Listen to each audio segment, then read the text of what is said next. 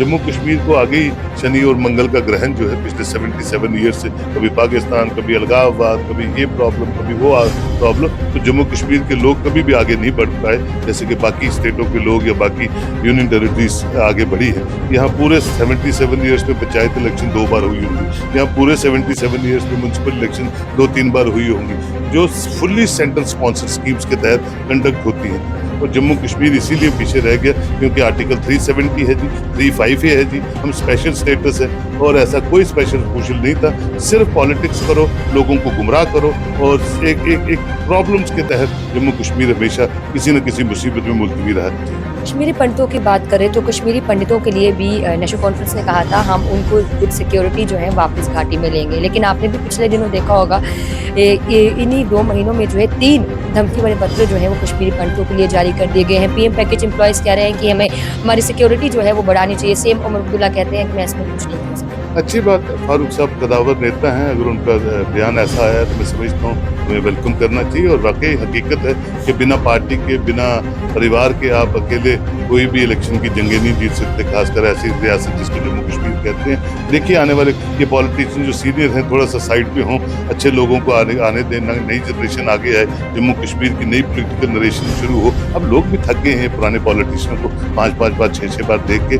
24,000 backdoor जो नौकरियों की एंट्रीज हुई हैं उसको लेकर भाजपा का सेक्रेटरीट के बाहर श्रीनगर के पास जो है एक बड़ा प्रदर्शन है। उनका ये कहना है ये जो 24,000 नौकरियां हैं बैकडोर दी गई हैं और हम इस पर प्रदर्शन करेंगे, हमारे बच्चों का भविष्य खराब। नमस्कार, आप देख रहे हैं यूनिवर्सल न्यूज टाइमलाइन। जिस तरीके से आप जानते हैं कि नेशनल कॉन्फ्रेंस की सरकार की बात करें तो उन्होंने कहा था अपने मैनिफेस्टो में कि वो 200 यूनिट फ्री बिजली जो है जम्मू कश्मीर की आवाम को देंगे, लेकिन वहीं पर आप देख सकते हैं कि 7% पावर में जो है वो टैरिफ बढ़ा दिया गया है। लेकिन सीएम उमर अब्दुल्ला ने एक बड़ा बयान भी दिया है जिसमें उन्होंने कहा है कि मेरी हुकूमत के दौरान जो है इससे ज्यादा पावर में टैरिफ नहीं बढ़ाया जाएगा। इसी सिलसिले में हमारे साथ आज बातचीत करने के लिए सोहेल काजमी जी जो है वो मौजूद हैं, जो कि पॉलिटिकल एनालिस्ट हैं। सर, क्या कुछ कहना चाहेंगे? जिस तरीके से उमर साहब ने काफी वादे किए थे जम्मू कश्मीर की आवाम के साथ, लेकिन अगर उन वादों को लेकर चले तो 200 यूनिट फ्री तो बिजली मिली नहीं, 7% टैरिफ जो है वो पावर में बढ़ा दिया गया है।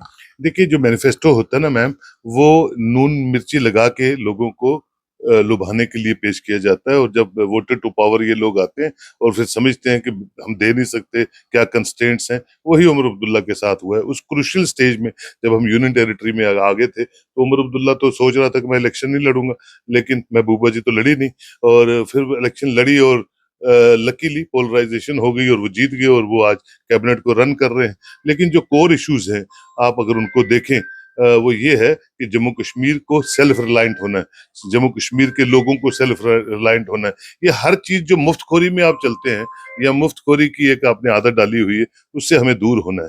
जम्मू कश्मीर को आगे ही शनि और मंगल का ग्रहण जो है पिछले 77 ईयर से, कभी पाकिस्तान, कभी अलगाववाद, कभी ये प्रॉब्लम, कभी वो प्रॉब्लम, तो जम्मू कश्मीर के लोग कभी भी आगे नहीं बढ़ पाए जैसे कि बाकी स्टेटों के लोग या बाकी यूनियन टेरिटरीज आगे बढ़ी है। यहाँ पूरे 77 ईयर्स में पंचायत इलेक्शन 2 बार हुई होंगी, यहाँ पूरे 77 ईयर्स में म्यूनसिपल इलेक्शन 2-3 बार हुई होंगी, जो फुल्ली सेंट्रल स्पॉन्सर स्कीम्स के तहत कंडक्ट होती हैं। अगर आप हरियाणा पंजाब में जाएंगे तो आप देखेंगे, आप हैरान होंगी कि वहाँ छोटी छोटी जो गेम है उसकी भी पिचेस और ग्राउंड्स बनी हुई हैं। और जम्मू कश्मीर इसीलिए पीछे रह गया क्योंकि आर्टिकल 370 है जी, 35 है जी, हम स्पेशल स्टेटस है, और ऐसा कोई स्पेशल सोशल नहीं था। सिर्फ पॉलिटिक्स करो, लोगों को गुमराह करो, और एक प्रॉब्लम्स के तहत जम्मू कश्मीर हमेशा किसी न किसी मुसीबत में मुलतवी रहा है। तो मैं समझता हूँ आज अगर उमर अब्दुल्ला, कल फारूक अब्दुल्ला साहब भी कह रहे थे, मैं समझता हूँ जो दिग्गज नेता इनको भी समझ आ गई है कि भैया सेल्फ रिलायंट होना है हर इंसान को, जैसे बाकी रियासतों में है।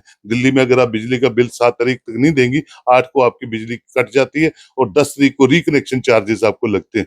तो अगर भारत आगे बढ़ना है, जम्मू कश्मीर आगे बढ़ना है, तो हर चीज को आगे बढ़ना है। One nation one election, one tax one nation, ये सब चीजें इंट्रोड्यूस हो रही हैं।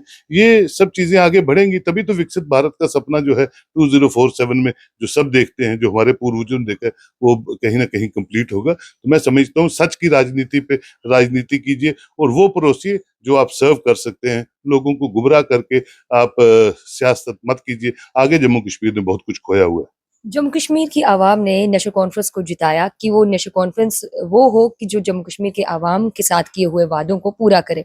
आपको नहीं लगता खुद की ही नेशनल कॉन्फ्रेंस में जो है इस समय एक लड़ाई जो है वो नज़र आ रही है? एमपी आगा से रुहुल्लाह साफ तौर पर कह रहे हैं मैं कुछ दिनों में नेशनल कॉन्फ्रेंस से रिज़ाइन दे दूँगा या मैं अपनी एमपी पार्लियामेंट सीट से जो है वो रिज़ाइन दे दूँगा। डॉक्टर फारूक अब्दुल्ला कहते हैं आप एक बारी रिज़ाइन दीजिए उसके बाद फिर से जाइए अवाम के बीच में, मैं देखता हूँ आप एमपी कैसे बनते हैं। अच्छी बात है, फारूक साहब कदावर नेता हैं, अगर उनका बयान ऐसा आया है तो मैं समझता हूँ हमें वेलकम करना चाहिए। और वाक़ई हकीकत है कि बिना पार्टी के, बिना परिवार के आप अकेले कोई भी इलेक्शन की जंगें नहीं जीत सकते, खासकर ऐसी रियासत जिसको जम्मू कश्मीर कहते हैं।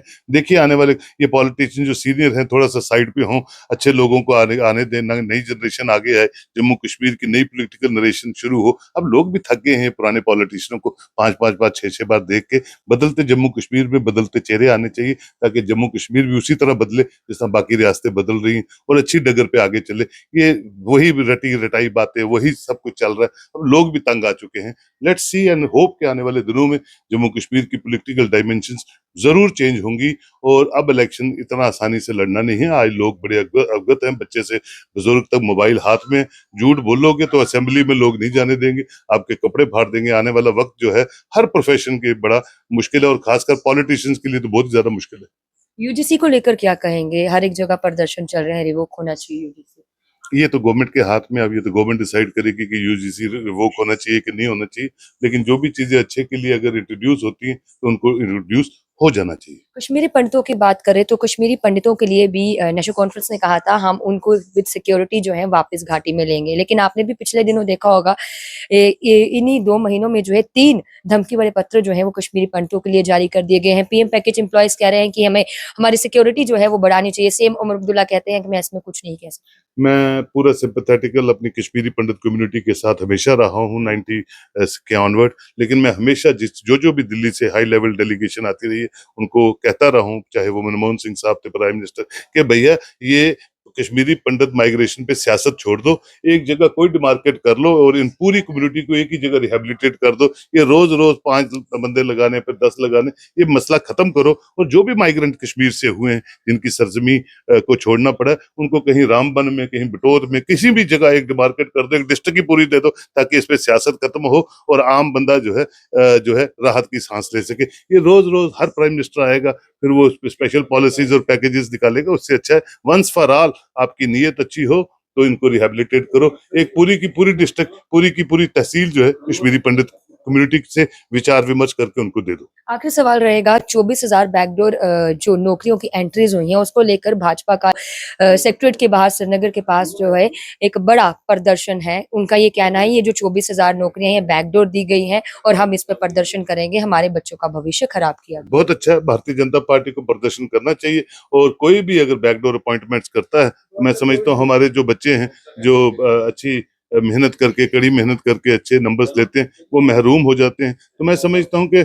ऐसी चीजों पे रोकथाम होना चाहिए और एक फ्री फेयर ट्रांसपेरेंट जो एम्प्लॉयमेंट पॉलिसी है वो जम्मू कश्मीर में ऑन ग्राउंड दिखनी चाहिए। मैम बहुत बहुत शुक्रिया सर बातचीत करने के लिए। इस समय हमारे साथ सोहेल काज़मी सर जो कि पॉलिटिकल एनालिस्ट हैं, उनसे हमने बातचीत की और काफी अहम सवाल जो है वो हमारे रहे। अब आप लोगों की क्या कुछ राय है, आप लोग भी कमेंट सेक्शन में जरूर दीजिएगा। इस वीडियो को ज्यादा से ज्यादा शेयर करिएगा और तमाम खबरों के लिए जुड़ेगा यूएनटी के साथ, वीडियो जर्नलिस्ट के साथ समीक्षा वर्मा, यूएनटी जम्मू।